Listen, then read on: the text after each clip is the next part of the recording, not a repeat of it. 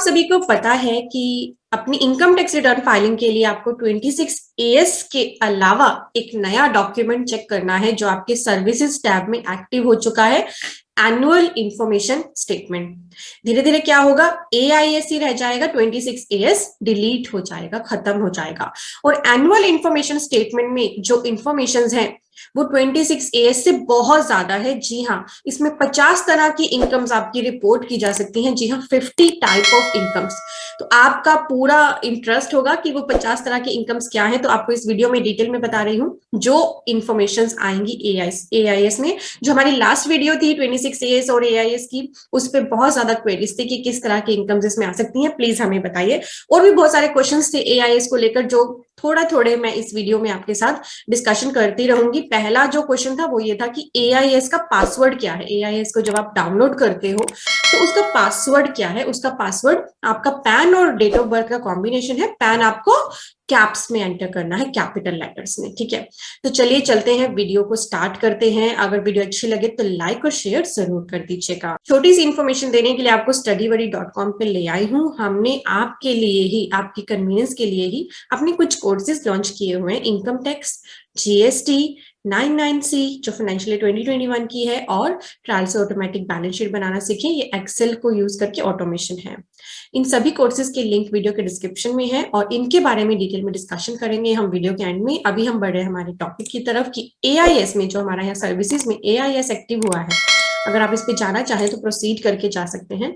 उसमें कौन कौन सी इंफॉर्मेशंस इंक्लूड होती हैं। यहाँ पे दो तरीके से आपको एआईएस देखने की ऑप्शन आती है, समरी फॉर्म में और डिटेल फॉर्म में। आप इसे डाउनलोड भी कर सकते हैं, पीडीएफ में कर सकते हैं, जेएसएन में कर सकते हैं। अगर जेएसएन में कर रहे हैं तो रिसोर्सेज में जाके आपको इसकी यूटिलिटी भी यूज करनी पड़ेगी। ठीक है, तो ये बेसिक सी चीजें हैं जो आपको हम धीरे धीरे और भी ज्यादा अपनी आगे की वीडियोस में गाइड करते रहेंगे। अब क्विकली जानते हैं कौन से 50 इनकम हमारी एआईएस में आ सकती हैं। सबसे पहली इनकम है आपकी नंबर 1, सैलरी इनकम। जी हाँ, आपका एम्प्लॉयर जो टीडीएस की रिटर्न फाइल करता है उसमें वो क्वार्टरली आपकी सैलरी रिपोर्ट करता है जिसपे टीडीएस काटता है, और फिर ईयर एंड में एक अनेक्जर टू 24Q जो हमारी टीडीएस की रिटर्न होती है उसमें वो डिटेल में आपकी सैलरी के बारे में ब्रेकअप देता है। तो वो सारी इंफॉर्मेशन होगी आपके एआईएस में। और कई बार क्या होता है कि जो सैलरी रिपोर्ट की गई है वो गलत है, तो एआईएस में ना हमारे पास ऑप्शन है, एवरीवेयर हम फीडबैक सबमिट कर सकते हैं। कहीं भी कोई गलती आपको लग रही है आप फीडबैक सबमिट कर सकते हो और उसे करेक्ट कर सकते हो ऑनलाइन ही। अगर बहुत सारी फीडबैक है तो जेएसएन यूटिलिटी यूज करके आप सभी को एक साथ करेक्ट कर सकते हो। तो पहली फीडबैक के बारे में भी बात करेंगे, किस तरह से दी जाती है। पहले मैं आपको इनकम्स बता रही हूँ। तो पहली इनकम होगी हमारी सैलरी। जो भी पर्सन सैलरी अर्न करते हैं उनका एम्प्लॉयर उनका टीडीएस डिडक्ट करता है और फिर वो रिपोर्ट करता है उसे गवर्नमेंट को थ्रू 24Q, और वहां से ये इन्फॉर्मेशन आपके एआईएस में आ जाएगी। तो बहुत ही इजी है, ये तो आपको पता भी होगा सैलरी पर्सन की। तो पहले 26 डेज में भी आता था। इसका एक हम एक्टिव और नॉन एक्टिव सिंबल की भी यहाँ पर बात करेंगे। तो आपको वीडियो पेशेंटली देखनी है, पेशेंस के साथ देखनी है। ये नहीं करना कि स्किप कर दिया और वीडियो का एंड तक नहीं देखा। बहुत सारी इंपॉर्टेंट डिस्कशंस रहेंगी क्योंकि बहुत इंपॉर्टेंट ये डॉक्यूमेंट है।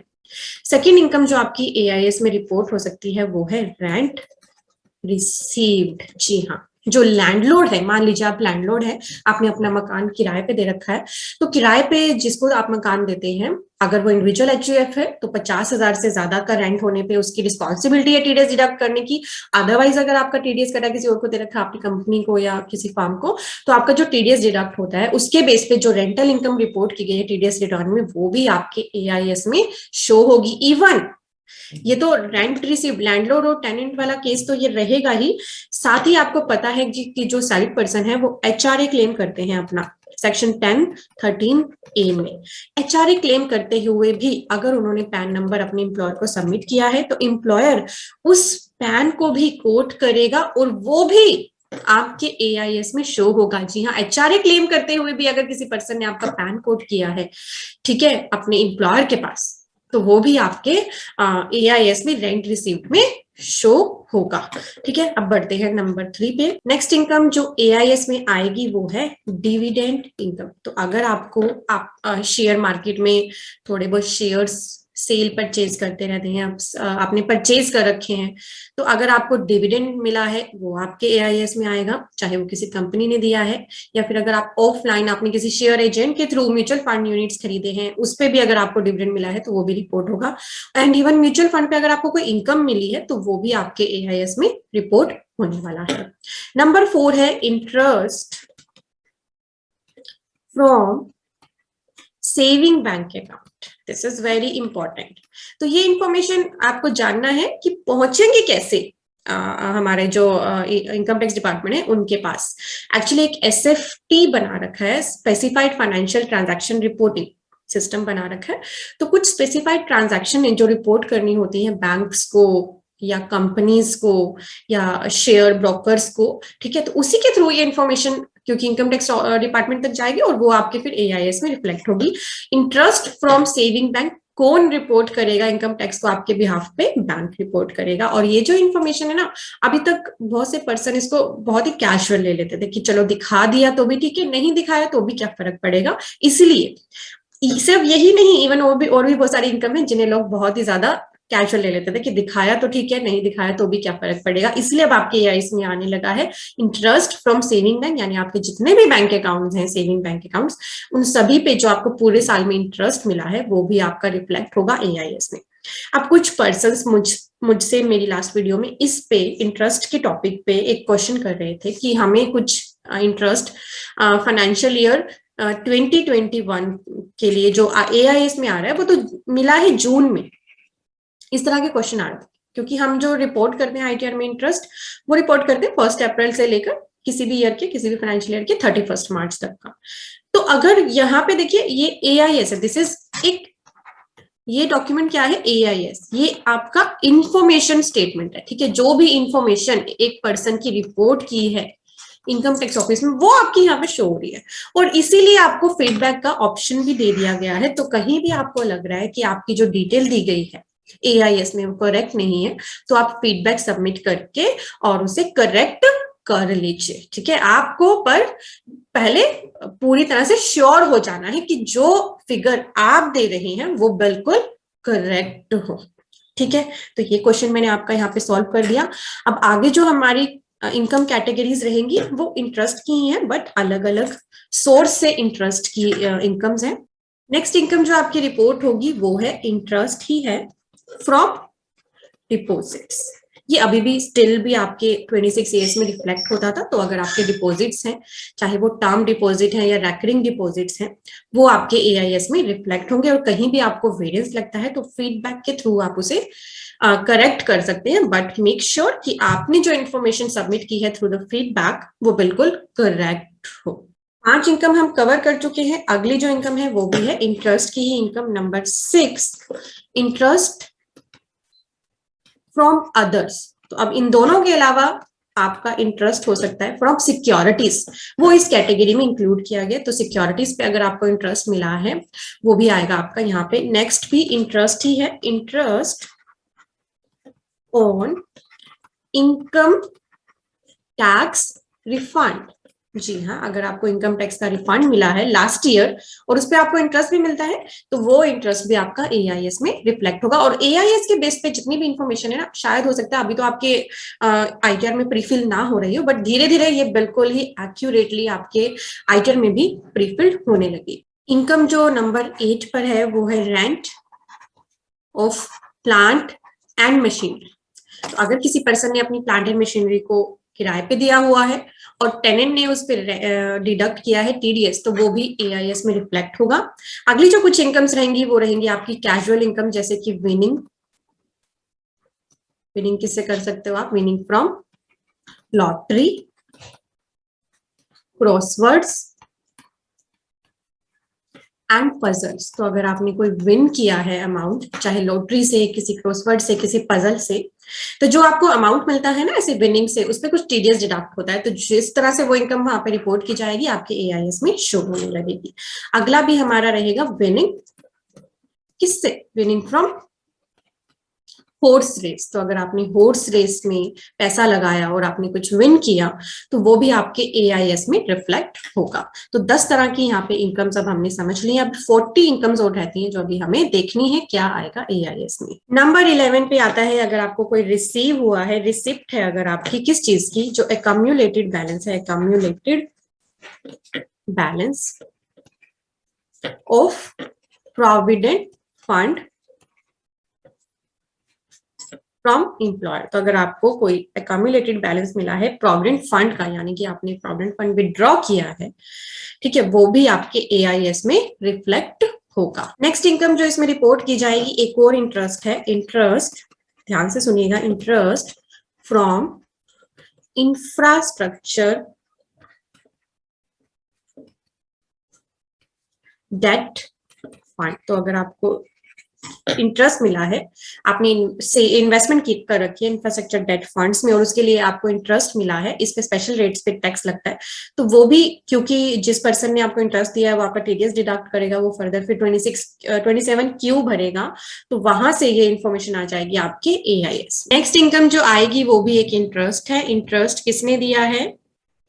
Interest by specified companies. Specified companies ने किसको दिया है? टू अ नॉन रेजिडेंट, तो वो भी इसमें रिपोर्ट होगा। तो अगर आप नॉन रेजिडेंट है तो ये वाली इंटरेस्ट इनकम आपकी रिपोर्ट होगी और इसका जो सेक्शन है वो है 194 LC। अगली इनकम पे बढ़ते हैं। नेक्स्ट इनकम है आपकी इंटरेस्ट इनकम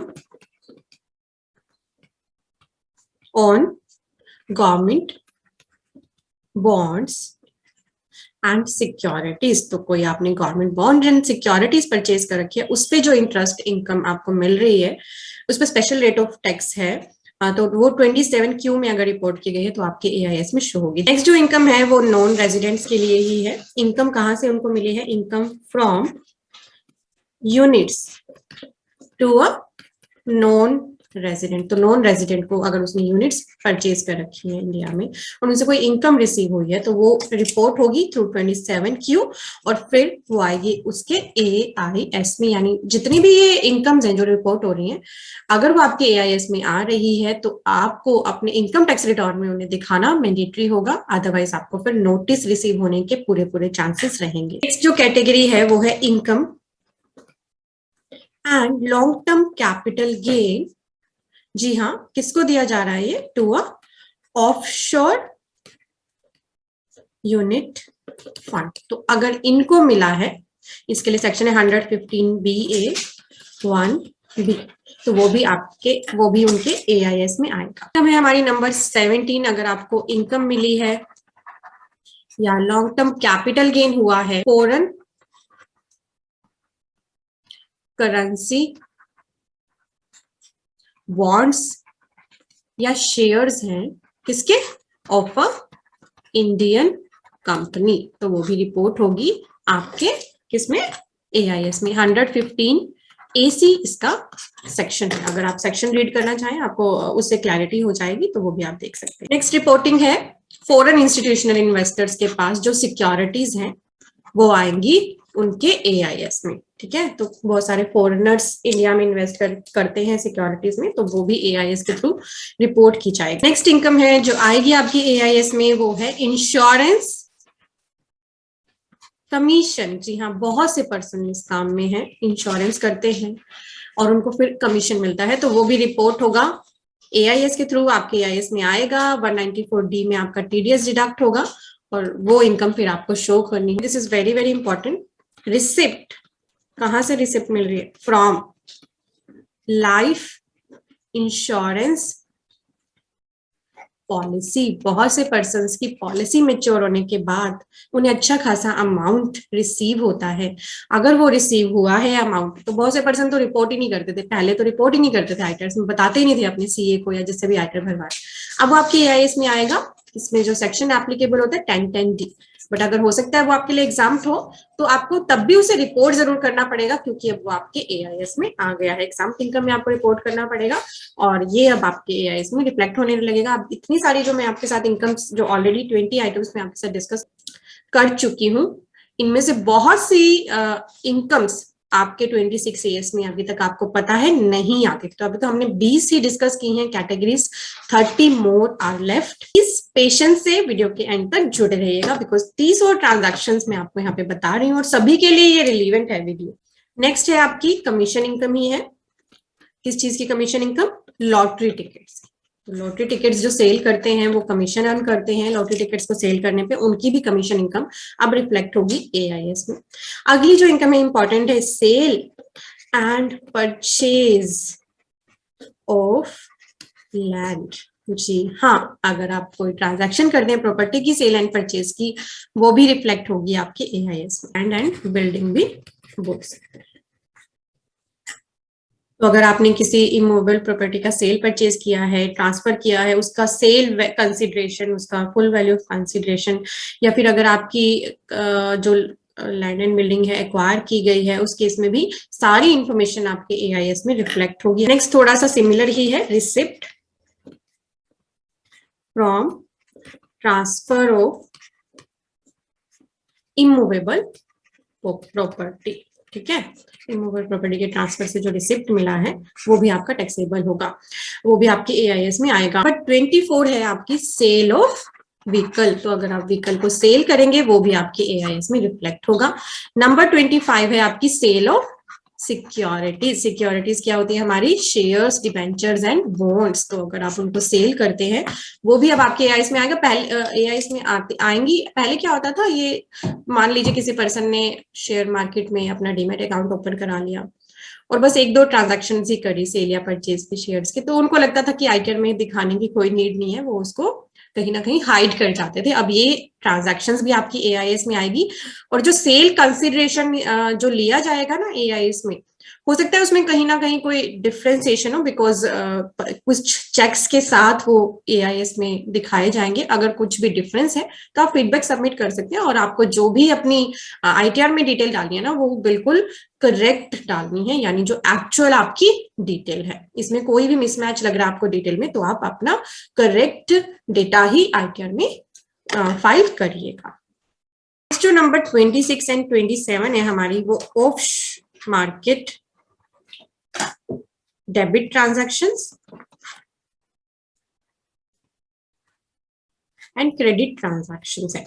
ये जो ट्रांजैक्शंस होती हैं, ये उस तरह की ट्रांजैक्शन जैसे कि आपके अनलिस्टेड इक्विटी शेयर्स या अनलिस्टेड सिक्योरिटीज। इन ट्रांजैक्शन में स्टॉक एक्सचेंज या क्लियरिंग कॉर्पोरेशंस इन्वॉल्व नहीं होते हैं, जैसे कि शेयर्स को ट्रांसफर करने के लिए अनलिस्टेड शेयर्स वगैरह के लिए ये ट्रांजैक्शंस यूज की जाती हैं, तो वो भी आपके एआईएस में अब रिपोर्ट होने लगेंगी।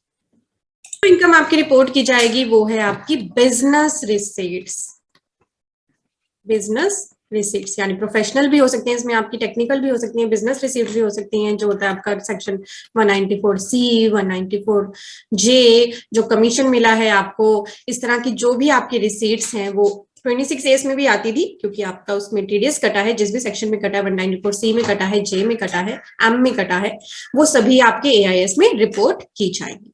रिसीट के साथ ही आपके कुछ एक्सपेंस भी रिपोर्ट किए जाएंगे एआईएस में। जी हाँ, आपको याद होगा सेक्शन 206C के बारे में, जिसमें आपका टीसीएस कलेक्ट किया जाता है कुछ ट्रांजैक्शंस पे, वो सभी ट्रांजैक्शंस आपकी एआईएस के थ्रू रिफ्लेक्ट होंगी। एग्जाम्पल इसके अल्कोहलिक लिकर, टेंडुली, purchase of scrap, purchase of goods, जिसपे आपका टीसीएस कलेक्ट किया जाता है, तो वो सभी एआईएस में रिफ्लेक्ट होंगे। रिपोर्टिंग होगी आपकी कैश डिपॉजिट की, चाहे वो कैश में आप डिपॉजिट कराते हैं, सेविंग बैंक में डिपॉजिट कराते हैं या करंट अकाउंट में डिपॉजिट कराते हैं, वो जो रिपोर्टिंग है वो एसएफटी के थ्रू आपके एआईएस में आएगी। और अगला है cash withdrawal.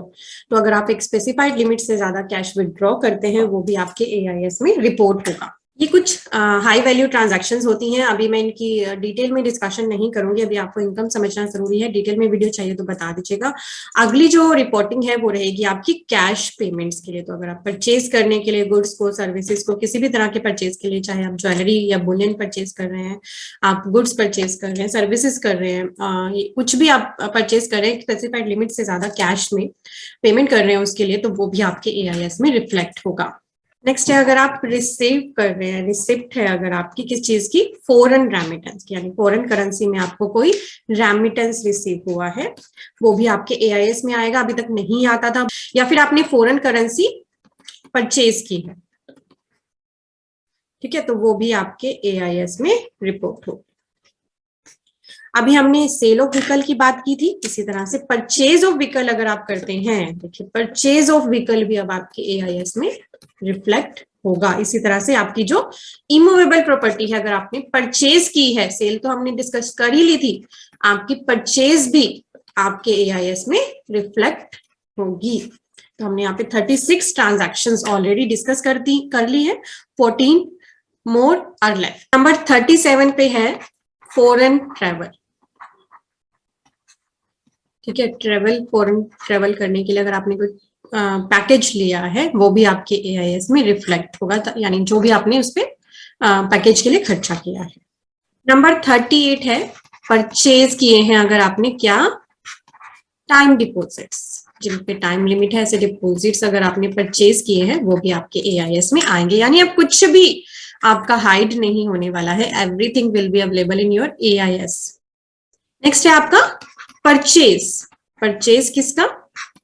Purchase of securities and units of mutual funds. तो आपके परचेज भी आएंगे, सेल तो आ ही रही थी, परचेजेस भी आएंगे सिक्योरिटीज की एंड म्यूचुअल फंड्स की।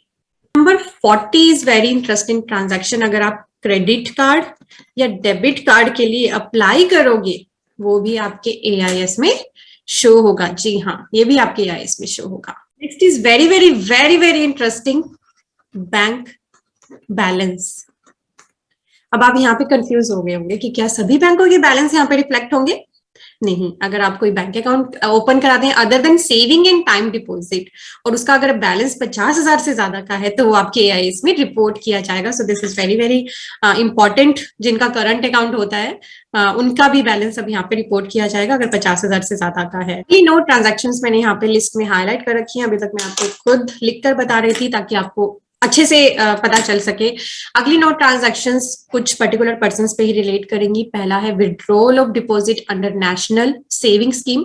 तो जैसा कि आपका एलआईसी का रिसीट एआईएस में आने लगा है, वैसे ही अगर आप नेशनल सेविंग स्कीम में आपने डिपॉजिट कर रखा है और आप उसको विड्रॉ करते हैं, तो वो भी आपके एआईएस में आएगा।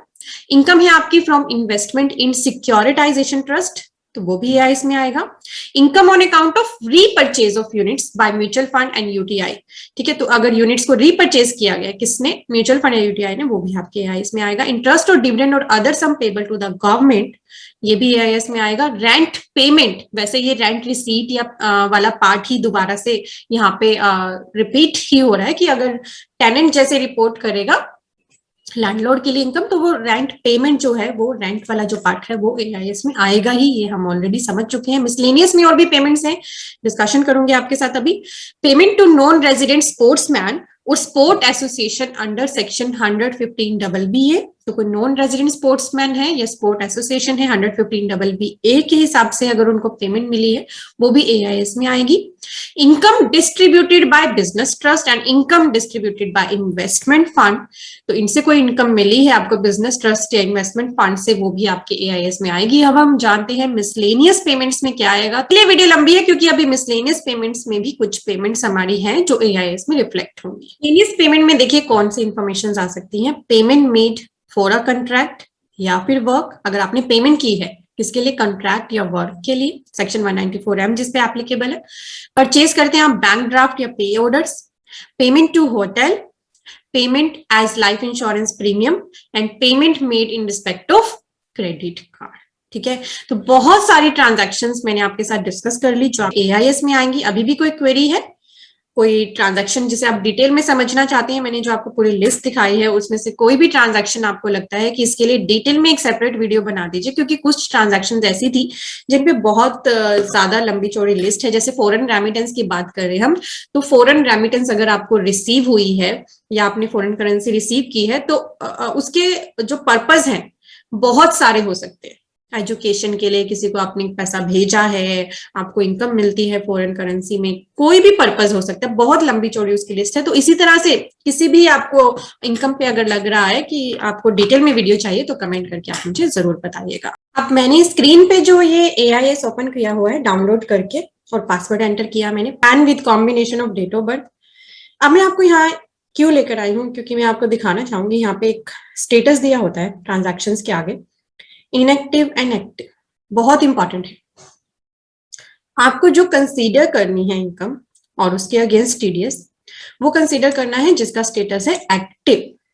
इनएक्टिव का मतलब है ये ट्रांजैक्शन रिपोर्ट तो की गई थी बट अब इसे कैंसल कर दिया गया है। आप भी ऐसे ही फीडबैक जब सबमिट करेंगे ना, तो फीडबैक से पहले की जो ट्रांजैक्शन होगी, जो रिफ्लेक्ट हो रही होगी, उसके आगे तो स्टेटस आ जाएगा इनएक्टिव, और फीडबैक के बाद जो रिपोर्ट की जाएगी, जो डिराइव्ड वैल्यू होगी, उसके आगे स्टेटस आ जाएगा एक्टिव। तो ये एक्टिव इनएक्टिव वाला कंसेप्ट बहुत इंपॉर्टेंट है, क्योंकि 26 एज में तो क्या है ना, आपका जो टीडीएस है वो आपको कंसोलिडेट होके भी पता चल जाती है फिगर, जो माइनस या प्लस वाले जो सिंबल्स होते हैं उनके through.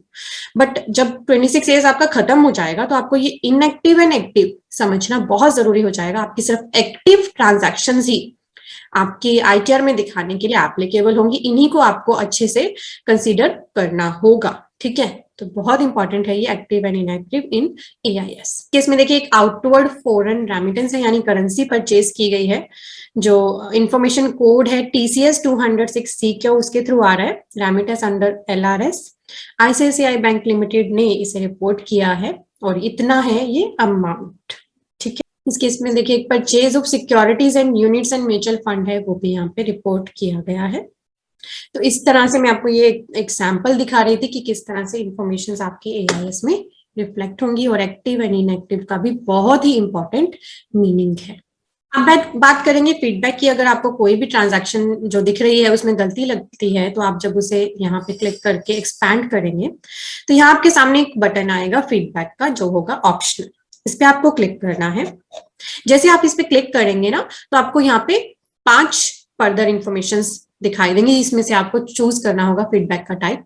Information is correct, information is not fully correct, information relates to the other PAN या ईयर, इंफॉर्मेशन इज डुप्लीकेट या included in other information, and information is denied.